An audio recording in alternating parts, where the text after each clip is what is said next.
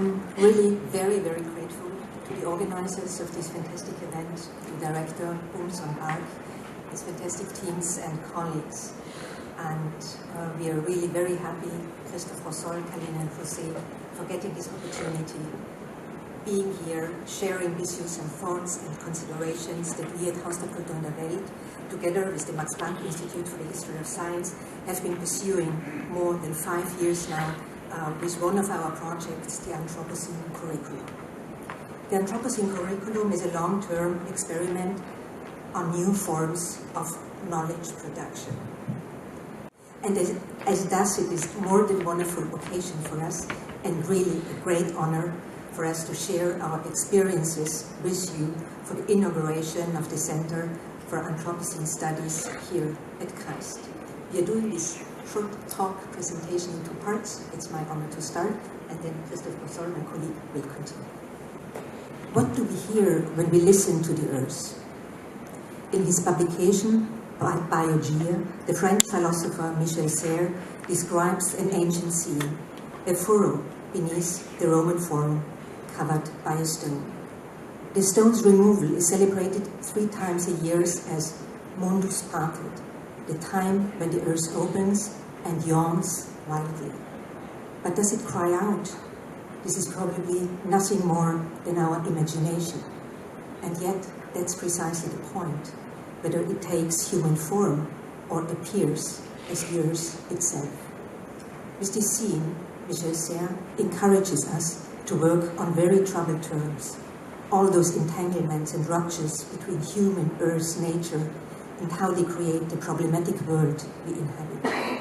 Throughout history, these entanglements took on different textures and media, and they are as embodied in our visionary scientific knowledge forms and concepts as they are tied to the senses and variable earthly infrastructures of knowledge, constantly enacting further realities, problems, solutions, and cosmologies.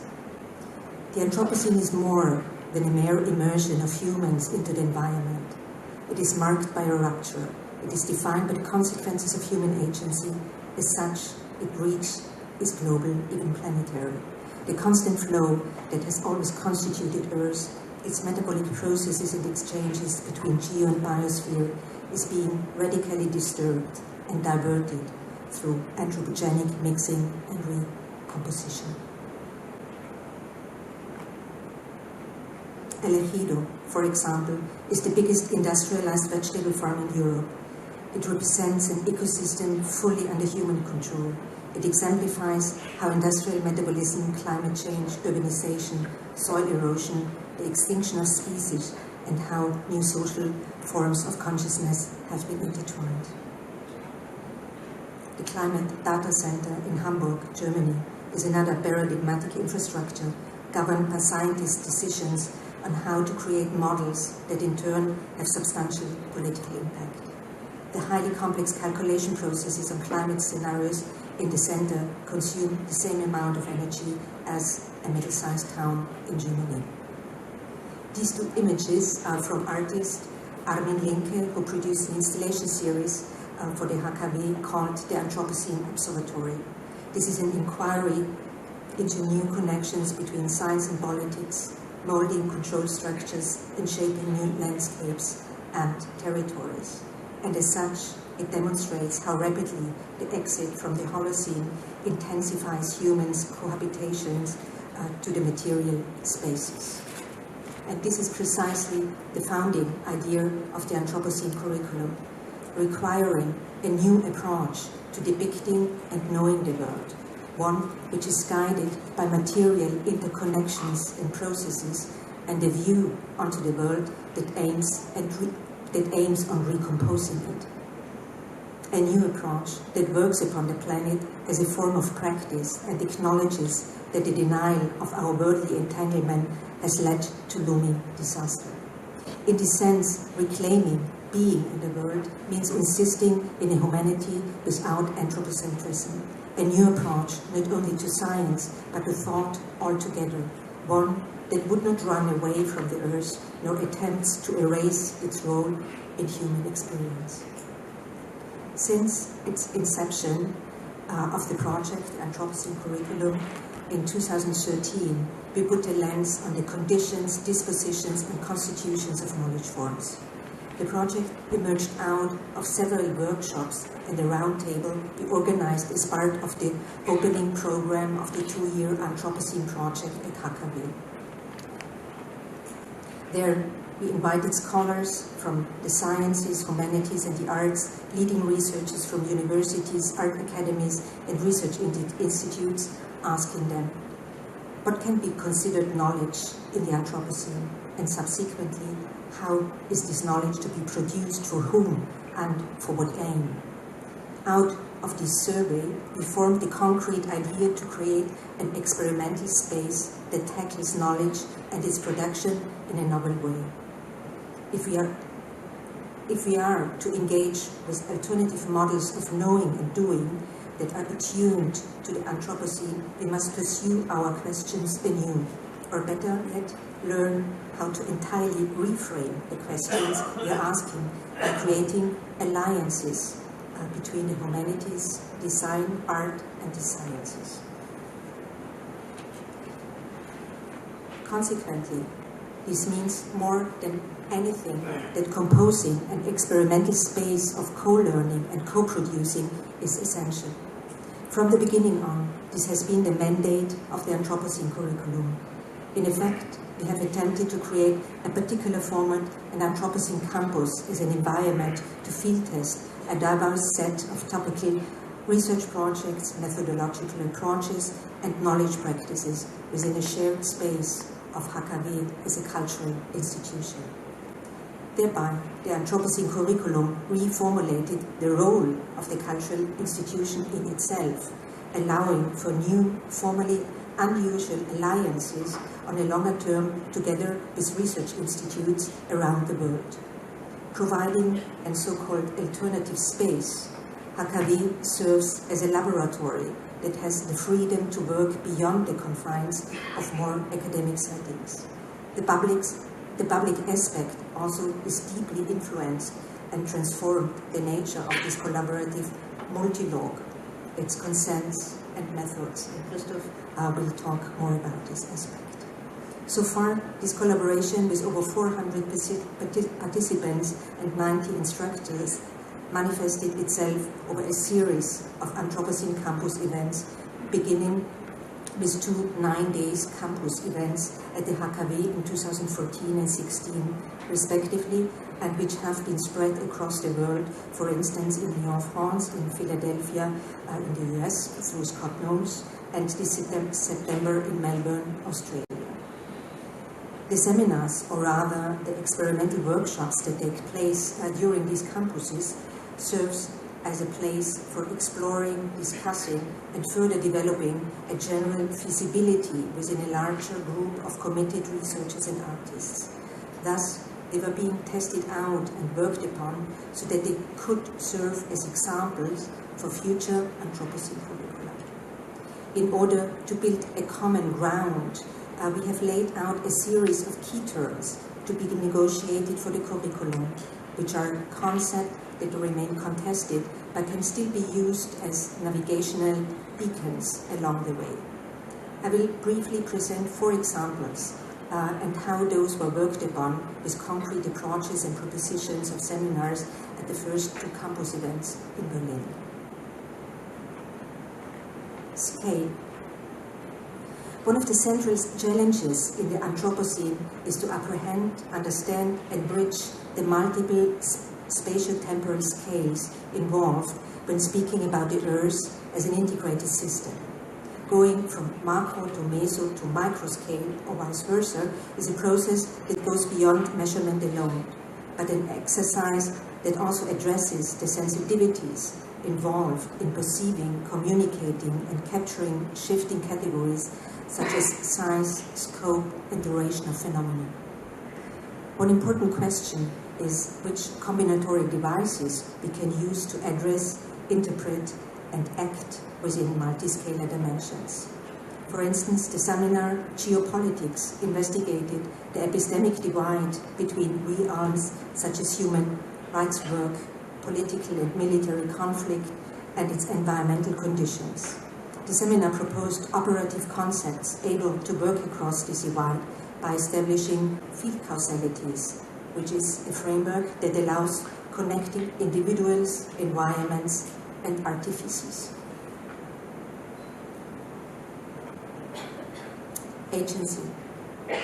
The Anthropocene raises central questions concerning who or what has or holds agency, on to whom agency is granted.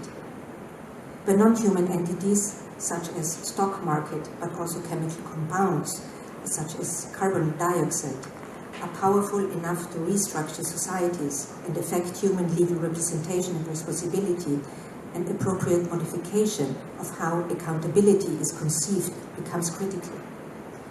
With such grave consequences, both by actions and agents, within the radical transition the Earth system is currently undergoing, the distinction between intentionality and unintentionality is highly blurred. One approach to this multi-species dimension of the Anthropocene was the Tree Office by artist and scientist Natalie Jeremienko. The Tree Office is a co-working space and an open plan office. The facility is owned and operated by the tree itself, acting as a landlord. The tenancy generates rent, for example, augmenting soil with biochar, companion plantings, and other actions at the tree's discretion. But agency is not only a matter of relationships between humans and non-humans. It also means questioning the very asymmetrical economic and political relationships between people and ways of life. The seminar, whose reading, the Anthropocene and the Technosphere from Africa, challenged how the conceptualization of the Anthropocene has been rendered from the perspective of the global north. They urged the limitations of such monodirectional perspectives by extending views, problematics, and epistemologies from what the conveners coined the African Anthropocene. Complexity. Complexity is a more than appropriate term for the Anthropocene. The interconnection of entities, places, agencies, and times is a strong red thread that crosses the disciplinary board when it comes to the world today. Thus, it has become difficult to imagine a system that is indeed non-complex. Problems tend to become ever more wicked, solutions ever more tentative and short-lived. There seems to be a general limit not only to understanding, but also to the forms of representation itself. Much of our contemporary knowledge form bear a resonant affinity to complexity. Physical, non-linear systems, societal complexity, co-evolution of socio-epistemic formations, intricate feedback loops between the material and the mental. The seminar, Co-Evolutionary Perspectives on the Technosphere, has explored the complex interlinkage between different layers of knowledge and the underlying dynamics of the Anthropocene by exploring long-term co-evolutionary processes. The timeline, the image that you can see up there, is from landscape architect Chris Rechnick, who participated in the seminar. What he is showing there is the human influence on the Earth, beginning with the megafauna extinction and the origins of farming. Sensing. Sensing is the operation that connects us to the world and the world to us. Today, when everything is mediated through information, digital or otherwise, the distinction between sense organs and sensors, between biological sensation and sensing technologies blur. Data has become not only indispensable for knowledge acquisition, but also increasingly a potent mean for perception and experience itself. Under these conditions, one might say that the bond between the human and non-human seems to rest on sensory data. The seminar, Sensing the Insensible, Aesthetics in and through the Anthropocene, dealt with issues such as how sensing has its own politics. These politics depend on how we construct, train, and apply and critically engage with this new sensorium if we want to change the current structure of power and its obstructions. Through facilitated small group exercises and practices, the seminar focused attention on non-visual and non-linguistic modes, calling to reforge a sensibility towards the earth and to embark on a new education on the senses that we might call a sensible education.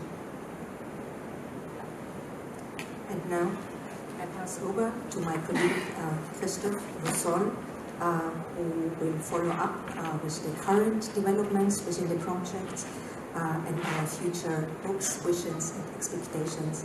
And again, thank you very much for being here and sharing these ideas with you. Thank you.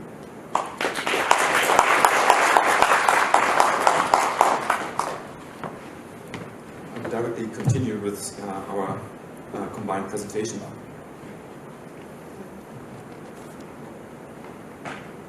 In the process of coordinating and hosting these two campus events in Berlin, a global network of participants, smaller initiatives, and bigger projects has started to emerge around the curriculum project. To strengthen this momentum and to support the idea for a globally differentiated understanding of the Anthropocene, the project has then gradually shifted its focus towards projects that lie outside of Germany. As a result, we are now witnessing a series of globally dispersed initiatives at varying scales, campuses, co-learning hubs, or workshops, all dealing with locally focused Anthropocene concerns. Taken together, these essentially create a heterogeneous network of situated knowledge topographies that each relate to and engage with the Anthropocene concept. All of these initiatives are working on further ideas and models suited to their own approach and their own capacity under the flexible framework of the Anthropocene curriculum. Concurrent to it, we seek the establishment of a common digital platform that allows us to expand on the collaborative and participatory means of forming a body of what we call Earthbound knowledge. In October 2016, the first Anthropocene campus outside of the HKW took place at the École Normale Supérieure in Lyon, France. 70 ENS students from around 14 disciplines were tackling diverse themes ranging from questions around agriculture, aesthetics, and strategy by taking into account of current transformations in the economy brought about by the employment of algorithms and online platforms. At the Royal College of Art in London, UK, an Aeroscene campus took place just a month later, providing an occasion to explore the practices, geopolitics, and philosophy of an imaginative new epoch, the Aeroscene, and to perform them through a hands-on hack of Aeroscene explorer technology. So I wonder how that would look like here in Daejeon. A second Lyon campus followed a year later, taking place almost concurrently to an international campus in Philadelphia that was run by our friend Scott and hosted at his home institution, Drexel University. Notably, the Anthropocene Campus Philadelphia combined its theoretical thematics explored in the seminars with issues such as slow disaster, of what we have just heard about, or environment and technology, with expeditions into the industrial geography of Philadelphia and its vicinity. Given the complex economic and environmental history of this region, the campus thereby developed its own place-based inquiry, undertaking field trips to, amongst other, an abandoned asbestos factory or paddling down a waterway heavily utilized by petrochemical complexes.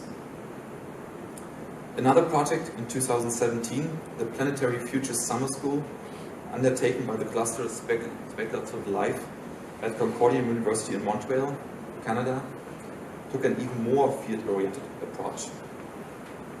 It deployed a research studio format to adjoin theoretical and fictive possibilities with empirical research in the present, organizing extensive visits to several sites such as an open-pit gold mine in Quebec, an aluminum refining installation, and the remains of the 1967 exhibition in Montreal.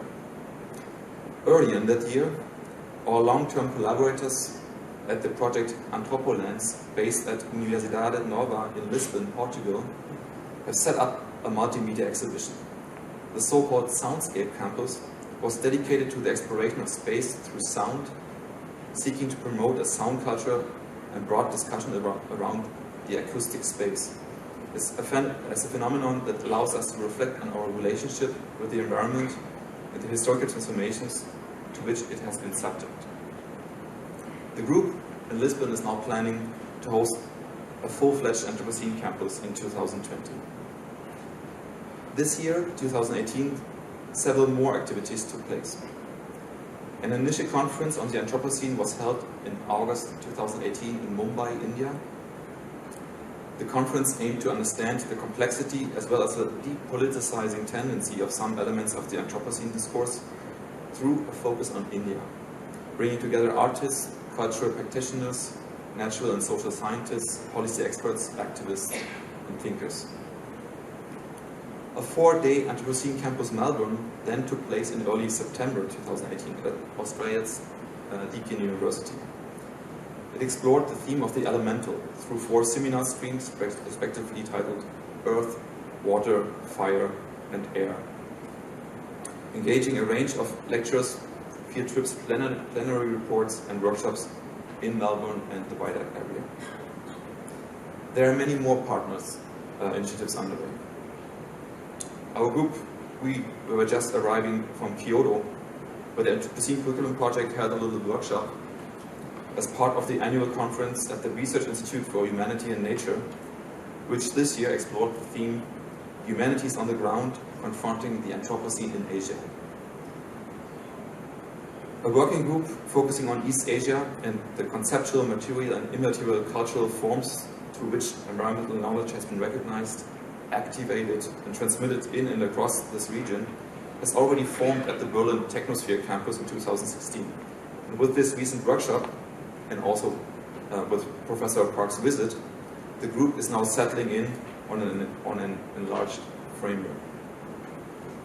Furthermore, HKW's long-term collaboration with the Aarhus University Research on the Anthropocene, AURA cluster in Denmark, has proven to be an important and inspirational relationship in terms of approaching the Anthropocene concept and its methodological challenges. Their particular focus on co-species environments has produced a range of research-based exhibitions and field-oriented practices, as well as a recent attempt to digitally map and narrate the Anthropocene spaces all around us. In Cape Town, South Africa, the Hub Environmental Humanities South critically examines questions of sustainability, human well-being, and the environment through negotiating concepts that underlie contemporary environmentalism. The idea here is to establish a sub-Saharan PhD program that includes a yearly series of Anthropocene campuses focusing on these and similar kinds of questions. Further projects are even considered in Santiago de Chile and in Bogota. This year also saw the start of yet another big project, stewarded by the HKW and the Max Planck Institute for the History of Science in the framework of their Anthropocene Curriculum project. It involves the creation of yet another campus, this time in New Orleans, but is predicated on an extensive field research and public engagement endeavor along the entire Mississippi River.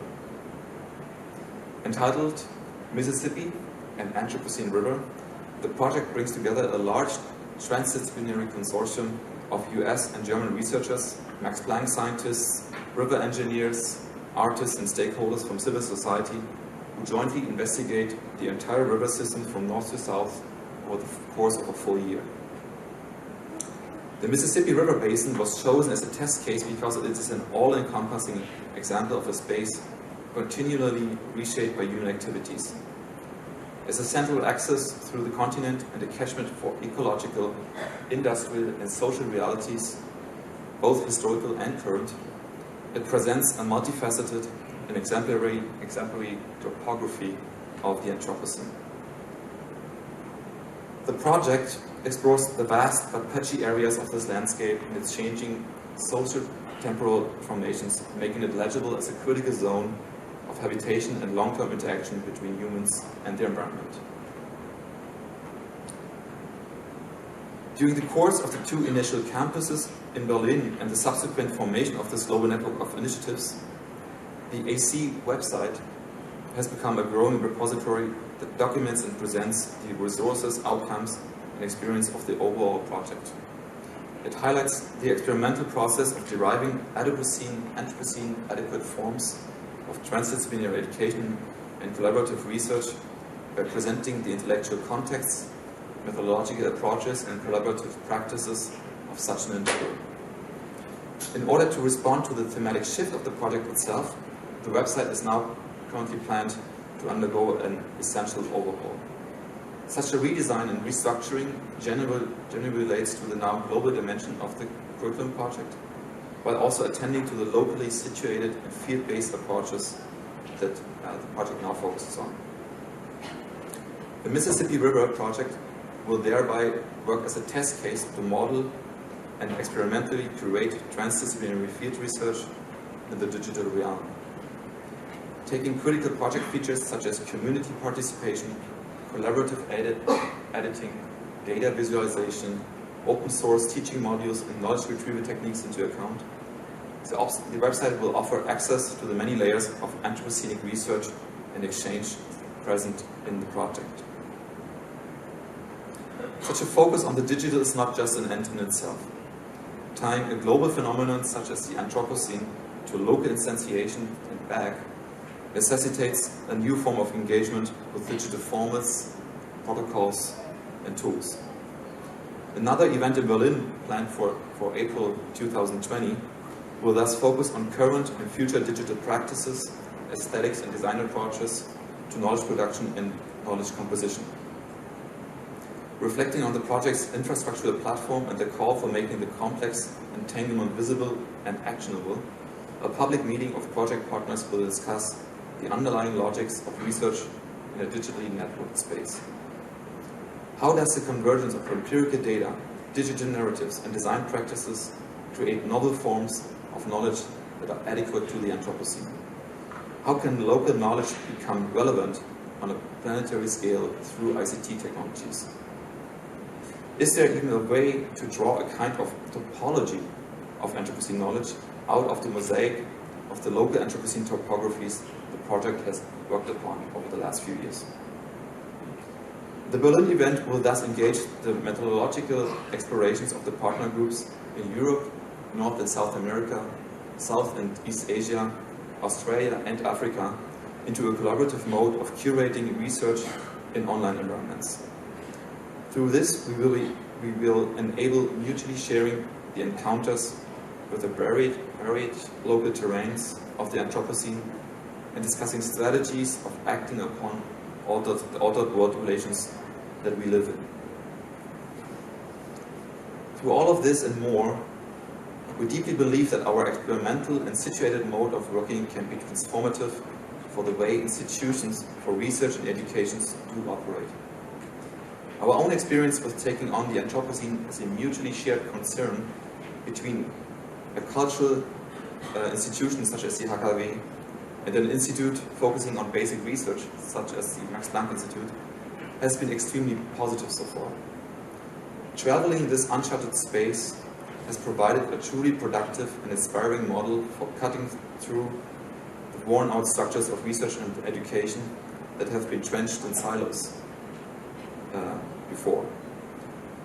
Through this, Berlin really has become a hub of a worldwide network of Anthropocene activities and partnerships.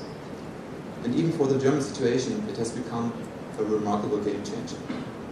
Through our efforts, the Max Planck Society is now embarking on a founding process for a new intersectional Max Planck Institute in which Anthropocenic research and interdisciplinary methods can find a new home. Moreover, and maybe even more important, the German public recognizes the problem, and a wider discussion has been set in motion that only just recently reached the highest political ranks when Chancellor Angela Merkel gave a speech about the Anthropocene. So in conclusion, we believe that the establishment of the Center for Anthropocene Studies at KAIST marks a really significant stage in the process towards institution building for a new form of knowledge creation, tackling a truly global problem. We are very thankful to be invited here today and to have the opportunity of taking part in this unique moment. We are positive that the Center for Anthropocene Studies will, with its own particular approach, be generative in the wider ways that go beyond simple that what past traditions have handed down. And we hope you can be a good partner in finding new and collaborative means of navigating the complexity of the present, taking us not only towards novel forms of research, but adequate forms of living in the Anthropocene. Heeding carefully to the Earth's call, as in the Mundus parted of the Roman Forum, and establishing means to speak back without destroying them. Thank you very much.